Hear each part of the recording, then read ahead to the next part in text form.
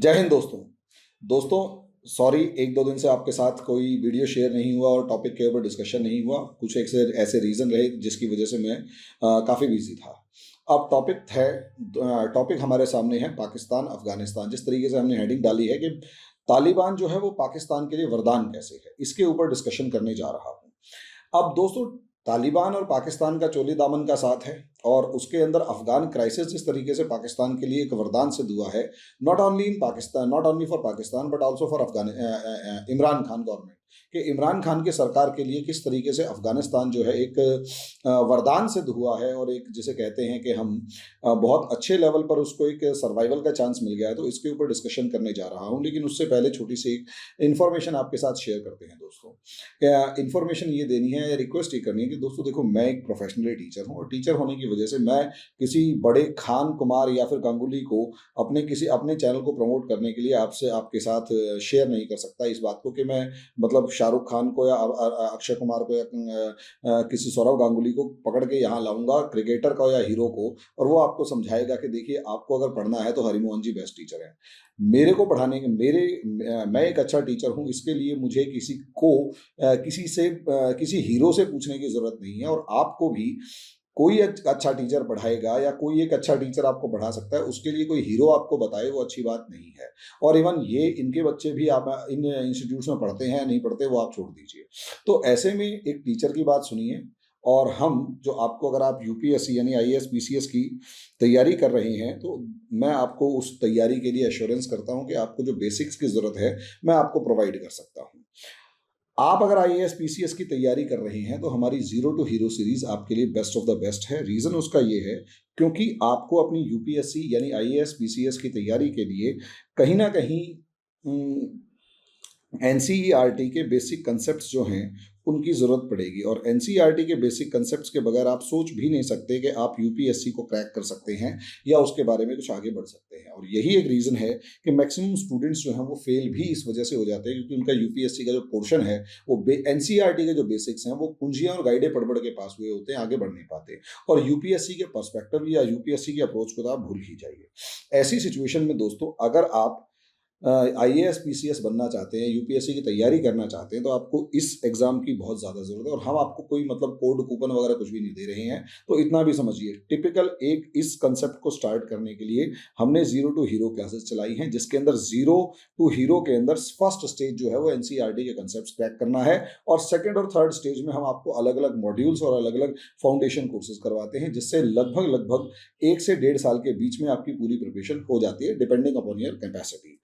अब दोस्तों, हमने यहाँ पर फीस कोई करोड़ों रुपए नहीं, लाखों रुपए नहीं रखी है। हम केवल और केवल आपसे 500 रुपए पर मंथ के हिसाब से फीस चार्ज कर रहे हैं, जो अपने आप में बहुत ही नॉमिनल है। क्योंकि हमें किसी बड़े स्टार को फीस का पैसा नहीं देना, उससे ये नहीं कहलवाना कि हरिमोहन सर से पढ़ लीजिए। तो हमसे अगर पढ़ना है तो आप जस्ट एक मंथली फीस पे कीजिए और उसके बाद पढ़ना स्टार्ट कर दीजिए। इन नंबर्स पर कॉल करेंगे तो मुझे ऐसा लगता है कि आपकी क्वेरीज भी काफ़ी अच्छी खासी होंगी, हम उन्हें सॉल्व कर सकते हैं और ज़्यादा से ज़्यादा हम आपको गाइड कर सकते हैं। तो जल्दी से जल्दी कॉल कीजिए दोस्तों और हमसे जुड़िए। अब आ जाते हैं दोस्तों टॉपिक के ऊपर। टॉपिक है पाकिस्तान। एज ऑलवेज हिंदू दुनिया के अंदर एक बहुत ज्यादा बड़ी सरदर्दी तो चल ही रही है यहाँ पर। अब ऐसी सिचुएशन में अगर सरदर्दी चल रही है तो अफगानिस्तान और पाकिस्तान के अंदर जो अफगानिस्तान है ये किस तरीके से पाकिस्तान के लिए एक वरदान साबित होता जा रहा है और इमरान खान सरकार के लिए एक वरदान साबित होता जा रहा है, इसके ऊपर दोस्तों हम डिस्कशन करने जा रहे हैं। अगर आप नॉमिनल फॉर्म में देखें या नॉर्मल फॉर्म में देखें तो हम काफी टाइम से इस मामले पर डिस्कशन कर चुके हैं कि अफगानिस्तान जो है ना दोस्तों, वो असलियत में battle ground of this world बन चुका है। इस दुनिया का एक बैटल ग्राउंड बन चुका है। अब ऐसी सिचुएशन के अंदर अलग अलग पावर्स यहाँ पर अपना एक रोल देख रही हैं या अपना एक जिसे कहते हैं पावर शेयर देख रही हैं। अब ऐसी सिचुएशन में अगर ये यहाँ पर अपनी पावर शेयर देख रही हैं दोस्तों, तो यहाँ असलियत में रोल ऑफ पाकिस्तान बहुत ज्यादा क्रूशियल है। ऐसे में पाकिस्तान उस रोल को प्ले भी कर रहा है, लेकिन आपको पता है कि जिस तरीके से पाकिस्तान की एग्जिस्टेंस के ऊपर ही क्वेश्चंस उठ रहे थे, उसके ऊपर क्वेश्चंस उठने की जगह इस टाइम पर पाकिस्तान के अंदर एक रिवाइवल की फॉर्म और खासकर इमरान खान सरकार पर एक रिवाइवल की फॉर्म दिखाई दे रही है। आप सोच कर देखिए, मानेंगे नहीं लेकिन समझिए इस चीज को। असलियत में इमरान खान अप्रोक्सीमेट 2018 के अंदर पावर में आए। 2023 में दोबारा इलेक्शन है इनके। 2018 के अंदर पावर में आए। 2018 में जैसे ही इमरान खान पावर में आए, 2019 5 अगस्त 2019 के अंदर, उससे पहले अगर आप देखेंगे तो इंडिया एक सर्जिकल स्ट्राइक करता है, और इस सर्जिकल स्ट्राइक के अंदर पाकिस्तान के जो प्राइम मिनिस्टर, उन्हें समझ में ही नहीं आता कि वो कैसे क्या किया जाए।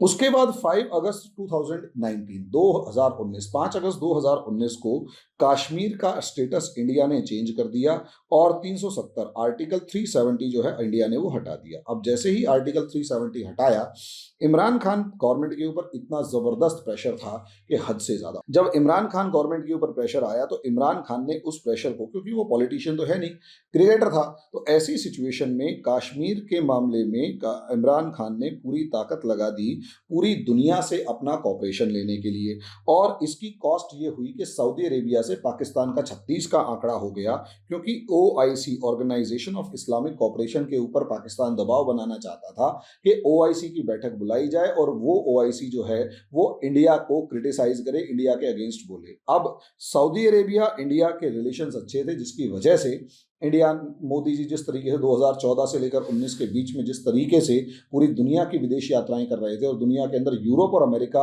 और मिडिल ईस्ट को जिस तरीके से टारगेट कर रहे थे, उस चीज को अगर आप देखेंगे तो बहुत ही इफेक्टिवली उन्होंने अपनी फॉरेन पॉलिसी को आगे बढ़ाया। अब जिस तरीके से फॉरेन पॉलिसी को आगे बढ़ाया, तो Saudi Arabia, UAE, Bahrain, Kuwait, even Qatar, इन सब ने पाकिस्तान का सपोर्ट देने से लगभग लगभग मना कर दिया।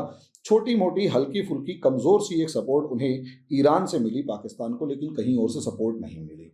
वहीं अगर दूसरी तरफ देखा जाए तो पाकिस्तान ने एक अल्टरनेट प्लेटफॉर्म टर्की और मलेशिया की मेहनत हेल्प से बनाने की कोशिश करी, लेकिन इंडिया ने वहां पर भी अपनी डिप्लोमेसी दिखाई, और बहुत ही इफेक्टिवली टर्की और मलेशिया, खासकर मलेशिया के अंदर महातिर मोहम्मद को उठाकर साइड, मतलब मलेशियन गवर्नमेंट ने ही अपने प्राइम मिनिस्टर को उठा के साइड में किया, और इंडिया के साथ अपने रिलेशंस को बनाए रखने के लिए कोशिश करी। अब इसका एक बहुत अच्छा इम्पैक्ट दिखाई दिया। इंडिया के ऊपर कोई खास प्रेशर क्रिएट नहीं हुआ, लेकिन जैसे ही पाकिस्तान की तरफ देखें तो यहाँ पाकिस्तान की सरकार और यहाँ तक कि पाकिस्तान की सेना बहुत ही कमजोर, बहुत ही निरीह, बहुत ही जिसे कहते हैं हारे हुए नजर आ रही थी। इसी वजह से पाकिस्तान के अंदर एक एंटी एस्टेब्लिशमेंट मूव डेवलप हुआ, और लोगों का इमरान खान पर से भरोसा उठा, और उसी का नतीजा था कि जो अपोजिशन था वो लगातार मजबूत होता चला गया, और इमरान खान के ऊपर इतना प्रेशर क्रिएट हुआ कि लगभग लगभग उनकी हर रैली के अंदर लाखों बंदे इकट्ठे होते हुए नजर आ रहे थे। अब यहां से ये देखिए कि पूरा का पूरा 2020 का मामला, पूरा 2020, 2019 और 2020 पाकिस्तान के लिए बहुत ज्यादा, इमरान खान सरकार के बहुत ज्यादा सरदर्द वाले हुए, क्रिटिसाइज करने वाले हुए। रही सही कसर फ्रांस के या यूरोप के साथ डिस्प्यूट ने भी इमरान खान को बहुत बुरी तरीके से अलग थलग कर रखा था, अपने देश में भी और दुनिया में भी। और पाकिस्तान के साथ जितने हिकारत भरी नजरों से दुनिया देख रही थी, और उसकी गवर्नमेंट को भी अपने ही लोग देख रहे थे, बहुत बुरे हालात थे।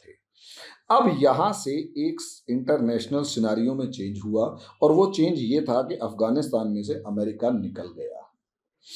अब अमेरिका ने निकलने के लिए हाँ कर दी, और लगभग लगभग मई से ये प्रोसेस शुरू हुआ।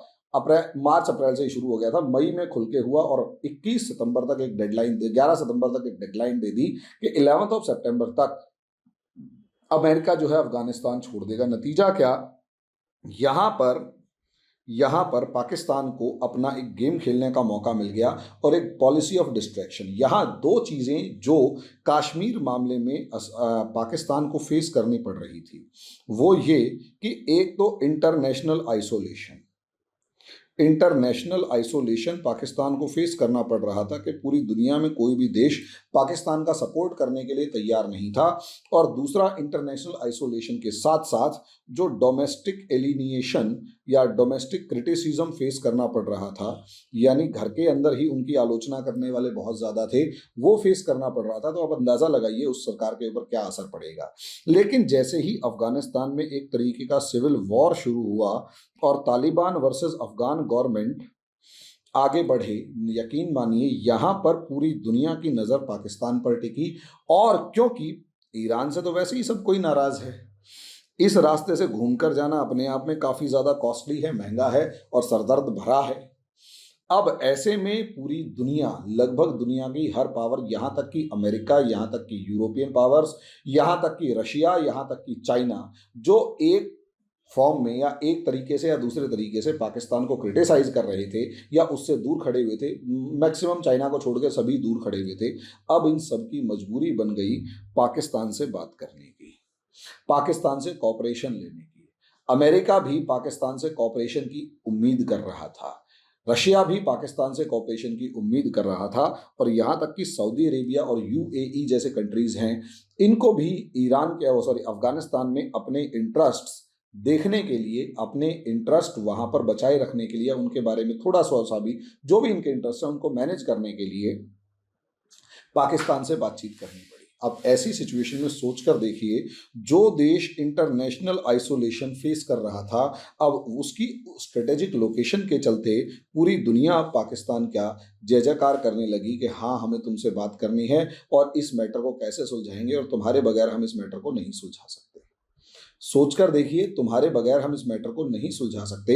अब पूरी दुनिया पाकिस्तान को ये कहती हुई नजर आ रही है। और उसके बाद जिस तरीके से देखा जाए, डोमेस्टिक क्रिटिसिज्म, जितना भी अपोजिशन था, मार्च के बाद वो पूरा अपोजिशन पस्त दिखाई दे रहा है, गायब दिखाई दे रहा है, और लोगों का ओपिनियन, लोगों की सिंपैथी, लोगों का ओपिनियन जो जिस तरीके से पूरी दुनिया में अमेरिका के इस टाइम पर पाकिस्तान के अगेंस्ट जा रहा था, लोगों का क्रिटिसिज्म, लोगों का ओपिनियन पाकिस्तान के अंदर जितना ज़्यादा इमरान खान गवर्नमेंट के अगेंस्ट जा रहा था, अब तालिबान एक तरीके से उनको अपना भाई नज़र आ रहा है। अफगानिस्तान के अंदर जो जीत है, उसके अंदर आर्मी को भी अपना वेलर दिखाई देने का मौका मिला कि आर्मी भी अब किसी भी तरीके से अफगानिस्तान की कमज़ोर आर्मी को आराम से पीट देगी, तो उनको फ़ायदा होगा। भाई, अगर आर्मी अफगानिस्तान की कमज़ोर आर्मी को पीट देगी तो उन्हें क्या होगा? फायदा होगा। वहीं अगर दूसरी तरफ देखा जाए तो इमरान खान की ये डिप्लोमेटिक विक्ट्री नजर आ रही है अफगानिस्तान के मामले में कि भाई, अब अफगानिस्तान जो इमरान खान वहां पर रोल प्ले कर रहा है, वो अपने आप में अल्टीमेट है, पाकिस्तानियों के लिए, पाकिस्तान के फेवर में है। और पाकिस्तान यहाँ पर इमरान खान की लीडरशिप में अफगानिस्तान में एक इम्पॉर्टेंट प्लेयर जो है वो बनकर उभरेगा। अब ऐसी सिचुएशन में मुझे सोचकर बताइए दोस्तों, ऐसी सिचुएशन में पाकिस्तान की ये दोनों प्रॉब्लम्स जो कश्मीर के मामले में दिखाई दी थी, इंटरनेशनल आइसोलेशन यानी पूरी दुनिया में अलग थलग पड़ जाना, अब पूरी दुनिया पाकिस्तान को एक, जिसे कहते हैं ना, बहुत इंपॉर्टेंट प्लेयर के रूप में देख रही है और इच्छा कर रही है कि पाकिस्तान उनसे बात करे। और दूसरी तरफ डोमेस्टिक क्रिटिसिज्म, वो भी एक तरीके से खत्म हो गया। अब ऐसी सिचुएशन में मुझे एक बात बताइए, कश्मीर के मामले में जो पाकिस्तान पस्त होकर, जो इमरान खान सरकार कमजोर दिखाई दे रही थी, और इसके मामले में क्या नाम है, पाकिस्तानी आर्मी के ऊपर उसके देश के लोग ही सवाल उठा रहे थे कि तुम्हें हम पाल क्यों रहे हैं। अब इन दोनों की वो समस्याएं खत्म हो गई या नहीं हो गई? क्लियर वर्ड्स में, तो अफगान क्राइसिस कैसे पाकिस्तान के लिए वरदान सिद्ध हुआ, ये आप क्रिटिसिज्म में आप समझ के बताइएगा कि मतलब मेरे नीचे जो आप कमेंट्स लिखेंगे उसमें बताइएगा कि आप इससे कितने सहमत हैं। और भी जो आपको सवाल वगैरह पूछने हो वो आप मेरे से पूछ सकते हैं। अभी के लिए दोस्तों इतना ही, धन्यवाद।